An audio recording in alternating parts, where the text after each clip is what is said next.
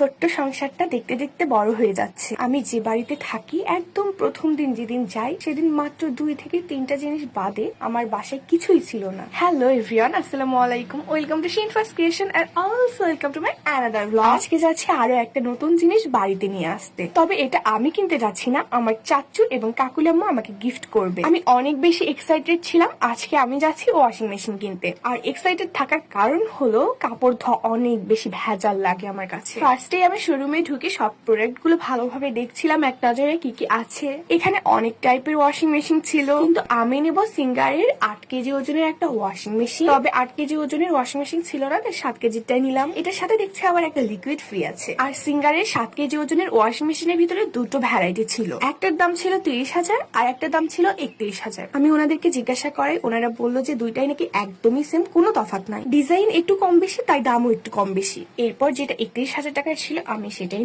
নিলাম বলতে বুকিং করে রেখেছি। আমরা যেদিন খুলনা যাব তারপরে ওখান থেকে জিনিসটা নিয়ে আসবো, ওখানকার শোরুম থেকে। অবশ্য অনেক দেখার পর, অনেক ভাবনা চিন্তা করার পর আমি এই ওয়াশিং মেশিনটাই সিলেক্ট করেছি। আর এটার কালারটাও অনেক সুন্দর ছিল। ওয়াশিং মেশিনটা কনফার্ম করার সাথে সাথে আমি শোরুমটা আরেকবার ঘুরে দেখছিলাম, সাথে দেখছিলাম ডিপ ফ্রিজ এবং কোন ডিপ ফ্রিজের কত প্রাইস এবং কোন ডিপ ফ্রিজটা ভালো সেটাও দেখছিলাম। এখানে অনেক কালারের ডিপ ফ্রিজ ছিল, লাল, অ্যাশ, হলুদ। তবে আমি যদি কখনো ডিপ ফ্রিজ কিনি অবশ্যই ব্ল্যাক কালারের কিনবো। আমি জানি না ব্ল্যাক কালারের হয় কিনা। এনিওয়েজ যখন কাটটা তখন দেখা যাবে। এখন আপাতত ফর্ম ফিল আপ করার পালা। শেরপুরে আসার পর থেকে আমি একটা দিনও বাড়িতে থাকার সময় পাচ্ছি না। এখানে ওখানে যাওয়ার উপরে আছে, এই বাসায় দাওয়াত, ওই বাসায় দাওয়াত। দাওয়াত খেতে খেতে আমার এই ছুটির সময়গুলো পার হয়ে গেল। যাই হোক, আপাতত আজকে আর কোনো প্ল্যান নেই। এটা কিনে সোজা চলে যাব বাড়িতে। আর আমি এসে আর একবার ওয়াশিং মেশিনটা দেখছিলাম ভিতর থেকে খুলে সবকিছু ঠিকঠাক আছে কিনা, এটাই নিব কিনা আর একবার ভেবে দেখছিলাম। ও হ্যাঁ, আমি তো থ্যাংক ইউ দিতেই ভুলে গিয়েছি। থ্যাংক ইউ কাকুলাম্মু এন্ড থ্যাংক ইউ চাচু আমাকে এত সুন্দর একটা সারপ্রাইজ দেওয়ার জন্য। আমার অনেক বেশি পছন্দ হয়েছে, তার থেকে বড় কথা আমার অনেক হেল্প হবে। ওকে দেন, আল্লাহ হাফেজ সবাইকে।